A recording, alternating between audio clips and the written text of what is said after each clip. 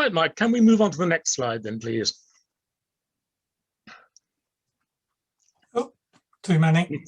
Too many, yes. That's the one. That's the so one. What you've just heard is a group of musicians playing on these instruments, and these are typically the instruments that the Waits would have played, especially outdoors. So the gentleman on the left has a bass kirtle. That's the ancestor of the bassoon. Next to him, a tenor shawm. The shawm family developed into the oboe. The middle gentleman has a cornet. This instrument actually really goes out of use, which is a pity because it's a very interesting instrument. Bach uses it on a couple of occasions, but after that, it gets superseded by oboes and trumpets and such like things. There are more shawms of slightly different designs. And then on the right, this chap has a sack butt, as the English insisted on calling them. The Italians have always called them tromboni. So the trombone is one instrument that has changed very little over time. There are one or two stylistic differences. Now, this is a grouping of court musicians because I couldn't find one of Waits as such, but they're playing the right instruments. There are a group of 1, 2, 3, 4, 5, 6. Well, that would have been a big group, 4 to 5 probably normally.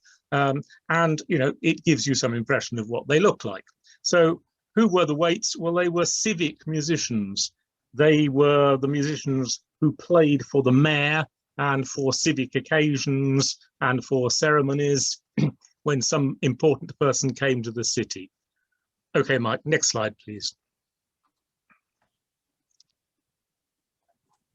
Yep. That's not wanting to go. Doesn't want to go. I'm afraid we're doing a Chris Whitty job here because when I tried to control it all, it went pear-shaped. It's having something of the same effect from Mike. While we're getting there, I'll say that the next slide is a picture of the present day, well, almost, that's around the year 2001, 2002, the present Waits of Gloucester. By accident rather than by design, I ended up trying to give direction to this bunch of ne'er-do-wells. Now, this is the original lineup, and very sadly, Ted, who's on the left, died a couple of years ago, but he was a founder member. And as you can see, we're wielding, well, Ted's got a tenor shawm, next to him, Richard's got a sack butt, Vanilla in the middle has a bass kirtle. I seem to be the odd one out because I'm wielding a rather small bagpipe, and then on the right, Mark has got a tenor kirtle. Okay, next slide, please, Mike.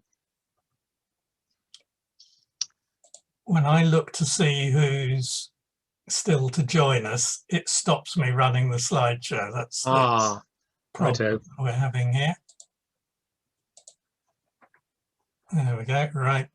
So Gloucester's Waits come late to the party. Queen Elizabeth arrives in 1573 and has to be entertained by the Waits of Shrewsbury because Gloucester clearly haven't got their act together.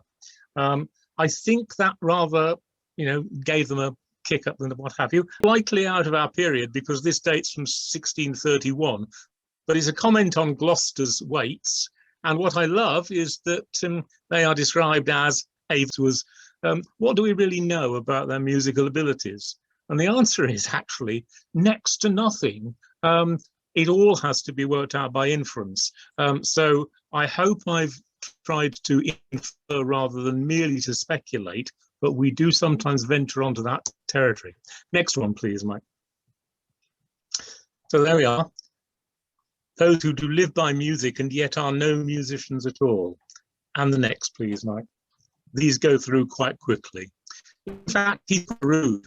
The rascal and offscum who be or ought to be called minstrels, although nowadays many name them musicians. You get the feeling that he has an axe to grind, don't you? So he's grinding it like nobody's business. Next one, please, Mike. So what's his K criteria? Oh, sorry, we've gone 2. Back one, please. There we are. So this is Watthorn's key criteria. For him, you can only call yourself a musician if you are a composer and can make songs of 2, 3, 4 parts according to the true rules, that is, the rules of the period. Alone in this. This is a comment from an Italian writer on music. One should call musico those musicians expert in counterpoint and compose like masters. Well, it's a high standard, isn't it? You're a musician if you can compose. Anybody else is a minstrel. Next one, Mike, please. So my question was, how does this apply? And of course, we're battling against a kind of Puritan comment like this. Thomas Lovell in 1581 associating musicians with vice very clearly, and Fulk saying, you know, lots of practical musicians. Sorry, we can go on, Mike. Yes. Many practical musicians, but no, you know, very few true musics. So where did the Waits stand in all this? Well, I set off to have a look. Now, I'm going to start with the ones that Whitehorn would have been, no doubt, they're minstrels. And one of the minstrels is in Liverpool. Liverpool at the time, we have to remember, was a town of about 1,000 people. Wasn't big, but it clearly felt that its pride needed to have a Waite. If they could only run to one Waite. But I think a very important part of the role of the Waite is seen here in the "There shall command the Waite at all times." The Waite is a kind of addition, an enhancement of the mayoral dignity. Also, for people of my generation, one or two of you might be there, this particular reference I rather love because it reminds me of Larry the Lamb in Toy Town and Mr. Mayor. But some of you who are younger than I am will not understand that reference. Next one, please, Mike. So Liverpool has one Waite, and he's a bagpiper, and in fact he gets up to no end of naughtiness and is fined for lewdness and eventually dismissed. In Rye, they managed to run to a two-man band, Philip Fairfield and Angel Shaw, who play the drum and fife. So we've got a bagpiper in Liverpool, we've got a fife and drum in Rye, and I'll pick up on Rachel's point later if I may. But they're employed when Elizabeth comes, and they're referred to as the Waits of the town when Queen Elizabeth visits Rye. But what's of interest to me is two things. One, Rye had originally had a proper Waits band of 3 or 4 people. Two, they ceased to be referred to as the Waits a couple of years after Elizabeth has visited. Rye was famously dominated by a Puritan faction at this time. That may be why. The fife and drum as Waits instruments, well, the fife and drum are particularly associated with military. And remember, both Liverpool and Rye, port towns, embarkation of troops, 1573-4, lot of fuss about having general musters. The drum and fife, entirely appropriate. But what I think we're learning from this is that Waits don't all play shawms and sackbuts and kirtles. Some of them play a range of other instruments, and it's rather a case of whatever the town decides its musicians will play, well, they're the Waits, regardless of what instruments they're playing. Next one, please, Mike. So here's just to demonstrate another bit of wonderful spelling, the Waits playing, Henry Maton's diary, but mentioning a drum and flute coming on after the Waits. So, you know, the drum and flute was not to be despised, but it certainly wasn't the normal run of shawms and sackbuts. And the next one, please. So just this to finish off this section, this was a proposal by William Pelham that on festival days, the drum and flute ought to be the major musical contribution. And in fact, he made that comment in 1567. So in 1573, Rye took him completely seriously and made the drum and flute the Waits. Next one, please. Right, that was, if you like, the ridiculous end. Whitehorn would have had no compunction about calling those Rye and Liverpool people minstrels. What about Norwich? Norwich was the second city at this time. It's next to London, the most populous and important city in the country. Well, Norwich's Waits were placed with loud music and cheerfully and melodiously welcomed Her Majesty. Notice the praise. And this is quite unusual and important because Norwich come in for more than their fair share of praise. Now, this visit took place in, I can't see the date actually here, 1578, yeah. Okay, so this visit in 1578 may possibly have inspired a subsequent event in Norwich. Now, how did these Waits in Norwich come to be so famous? Well, here's a bit of the evidence. They had an apprentice system. Michael Knott was required to teach Thomas Knott, his nephew, he's certainly not his son, to become a row mason. Quite what a row mason is, I'm not sure, but it was construction work. Teach Thomas to play musical instruments. And what's here interesting is that from the rather ridiculous bagpipes and drums and fifes, we're now in the rather genteel company of the viol and harp. And you didn't see those in the original lineup of instruments, did you, either?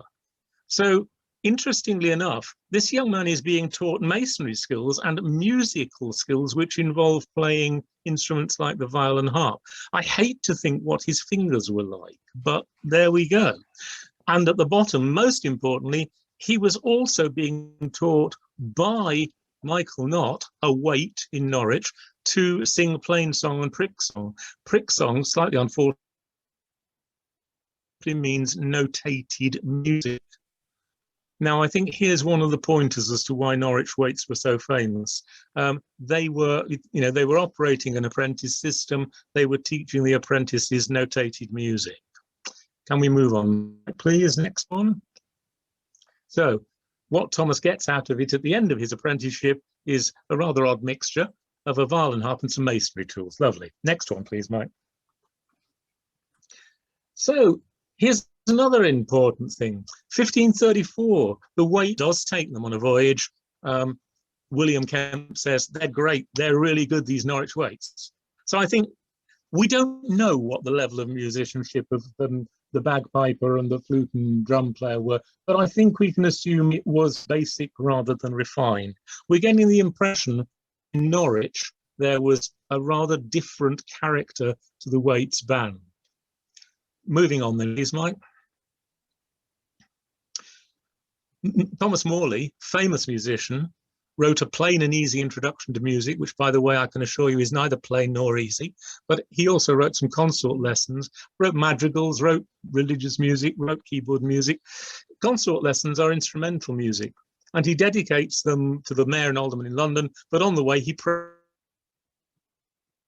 But Morley had spent time in Norwich and he knew the Norwich Waits. And as a very established musician, and one who, by the way, had a Cambridge music degree, not that they were, they didn't tax people too much in those days. Nevertheless, he is quite intimately associated with the Waits in Norwich.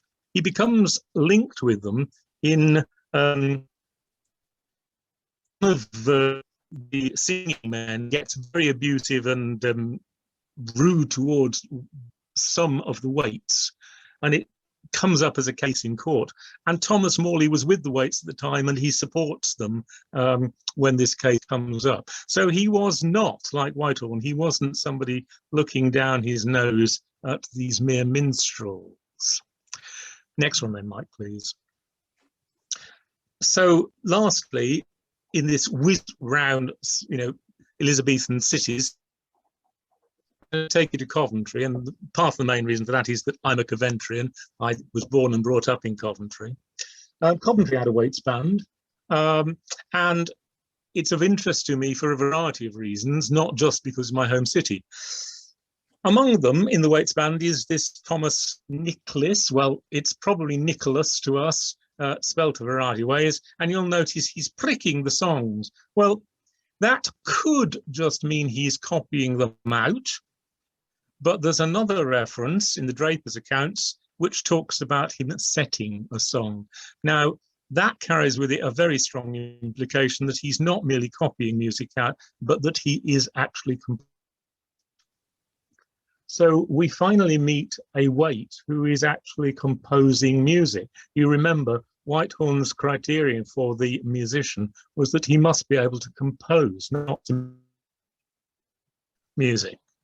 Right, next one then, Mike, please. And he's not alone. Thomas Nicholas is joined by James Hewitt, a very interesting guy in Coventry at the time. And Professor Rastall, who I've mentioned before, is convinced that Hewitt was responsible for Behold Now It Is Come to Pass. Now, this is a Coventry carol, but it's not the one that everybody knows. It's rather sad. Much as I love the Coventry carol, it's eclipsed the other bit of music that is available to us from that period. So there you are, that tells you what that is. So we've got not just one composer in Coventry, but two, and they're both Waits. Hewitt, in fact, seems to have run the Waits for a number of years. Next one, please, Mike. And both Hewitt and this guy, who has the rather curious name of Rafe a Man, and it's sometimes written with a gap between a and man, they're both noted in the records of the time as organists. And they're given a grant from the Sir Thomas White charity as organists. So they are really sort of the kind of people who played the organ would have had a much more extensive music education than a fife and drum player, a bagpipe player. Hewitt is actually most often there in the records because he is a player of the Regals. Now, the Regals is unfamiliar to most people today, but if I say it's pretty much like a harmonium, you'll get the idea. And Monteverdi uses the Regals for special effects in some of his works. What I think we've therefore arrived at is a vision where we can say the Waits, the Elizabethan Waits are varied. You can be a Waite and play a bagpipe. You can be a Waite and play the fife and drum. You can be a Waite and play the viol and the harp. And indeed, by 1600, you probably got to, because gentlemanly amateurs can do it. And if you're a inverted commas professional musician, you better be able to do it as well. But we've also got among the Waits people like Hewitt and Nicholas who have at least the ability to compose in a small way. What's more, 4 of the Coventry Waits, all through the period we've been talking about, are also singing men. That is, they were in Coventry. That's the big church that remains right next to St Michael's, which is the ruined old cathedral. And if we look back to the Norwich Waits, quite a lot of them were also singing men in Norwich Cathedral. As such, whether Whitehorn would have looked down his nose at any of them, I suspect he might, but I think what we've got to say is there is plenty of evidence that among the Elizabethan Waits, there were talented and versatile musicians who were perfectly capable of reading from notated music.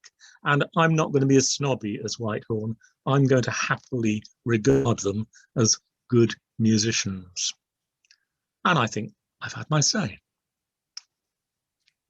Slightly over time. No, that's perfect, Simon. Thank you very much. Very interesting. Yes, we're just into the last 10 minutes now. So any questions? Rachel's posed a couple. I don't know if you'd like to come back to those.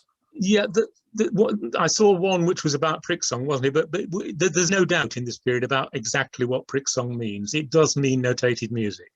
So I think you're trying to come up with another explanation of it, but you don't need to. Well established, I'm afraid, that one. Righty-ho. Does anyone else have any questions they'd like to put to Simon? Can I ask where you get all this information from? You must do some very idiosyncratic research. Thank you, Peter. Well, there's behind me. In fact, I don't know whether you'll be able to see it if I turn this round, but there's a lot of books there. You see those big red books? Yeah. Well, that's part of a series called The Records of Early English Drama. And it's a wonderful series. It started some 40 odd years ago.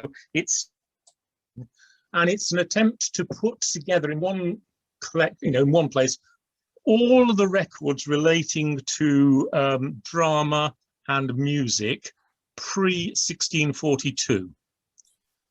So it's absolutely indispensable to somebody like me.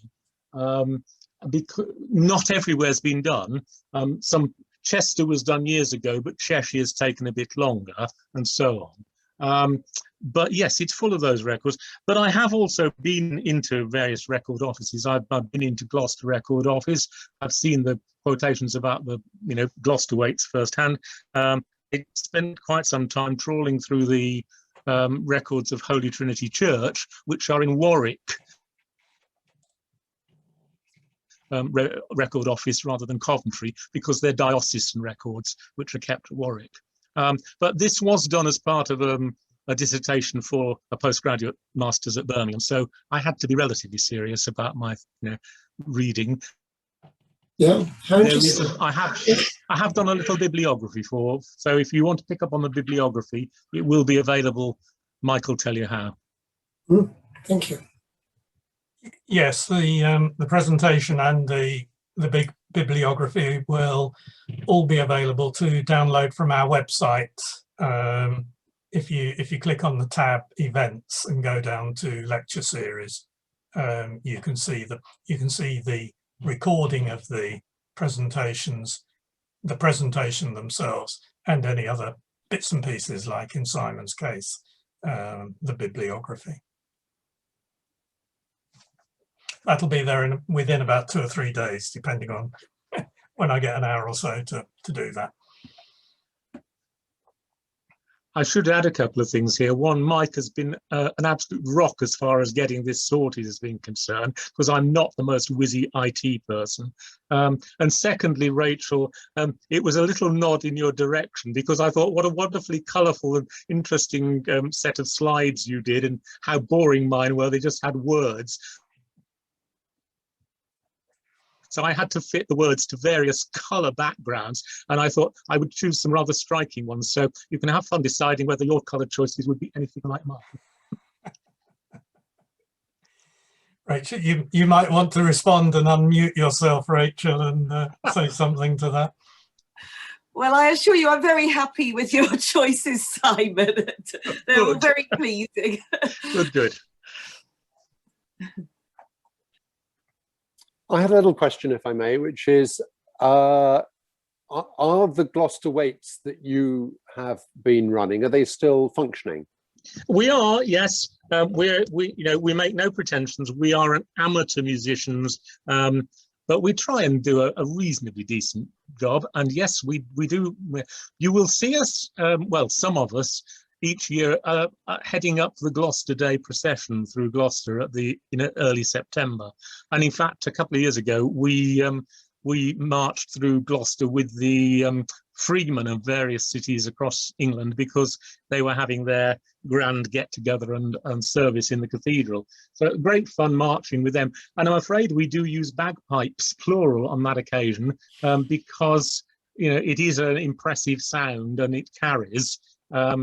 I think it's probably anachronistic in the sense that Liverpool had one bagpiper, and if you could afford a better lot, they played the shawms and sagbutts. But it's quite hard for us modern amateurs to memorize all that music, so easier to do the bagpipe stuff. Do contact me if you want a fundraising effort for, we've done quite a lot of raising money for the church tower kind of performance. Well, I'm wondering whether we're hoping to try and put together at the beginning of September a combined AGM and annual dinner, on the grounds we'll be suffering from plague again by December. Well, yes. So might you guys want to come and do your thing Even That could might be great, as long as you didn't mind some of it being rather Christmassy in direction, because we do have a Christmas concert lined up, but because we haven't been able to practice for such a long time, we have actually started practicing our Christmas repertoire now. So as long as you didn't mind it having a slightly Christmassy flavour. I think medieval and Elizabethan Christmas music is always more than acceptable. Always good. Good. I might have a further conversation with you on that. Righto, that's really great. Good. Brilliant. Thank you so much. I just wanted to sort of ask whether they were salaried people who were sort of employed by the Time Council, or was it more ad hoc and informal than that? The answer to that is it varied enormously. I mean, as I say, Liverpool didn't pay the Waite. He had to kind of rely on collections. Manchester, you find minutes complaining that the people were reluctant to pay up their kind of tax for the Waite. Other places where they, Coventry and Norwich, did make proper payments, but they also gave them their livery. And that was quite important because that was giving you, outer clothing and so forth, and it was good quality clothing. But it was by no, in none of these cases was it enough to live on. So the Waits would do other jobs. They'd go and entertain for the guild dinners and that kind of thing. They would even travel around the country. In fact, one thing I didn't mention at all was the Waits must have been among the most well-travelled Elizabethans, because they did go from place to place when the mayor said, I don't need you for the next 6 weeks. They very often went off somewhere else. But it certainly is the case that you'd have been very lucky to make a living simply from being a Waite. Quite a lot of them in the 1600s ran inns, and William Gibbons, the father of Orlando Gibbons, was a very entrepreneurial man, and he ran an inn in Cambridge when he wasn't being a Waite in Cambridge, and his wife carried on the inn after his death. That's fascinating. I think innkeeper was quite attractive, because if you were married, your wife could run the show while you were off playing your musical instruments. Very convenient. You will notice, by the way, that Fenella among us is definitely anachronistic, but I'm afraid, much as I like to be reasonably historically authentic, if there's a lady around who can play a musical instrument, she's very welcome to join us. So where do you get your instruments from? Well, there is something called the Early Music Shop, and they supply these kind of things. But when you get familiar with this territory, you find the makers themselves, who are interesting people, and you can commission them, you get them made. If you've got endless funds, I haven't, so quite a lot of mine have come second hand. The Early Music Shop has been helpful there, but also specialist groups like the Society of Recorder Players and so forth. And over the years, one just accumulates them, and I lost count of how many instruments lurk in my house when I went over the 60 mark. I'm going to call a halt there, because we're into the last few seconds. I'll start playing some music. Thank you, Simon, for a very interesting presentation. Thank you, audience. I'm sorry that the the technology let us down on a couple of occasions, but I think everyone got the gist. So I'll just set this going. Thank you. There we go. You'll get a few seconds of it before we get crashed out, I'm afraid.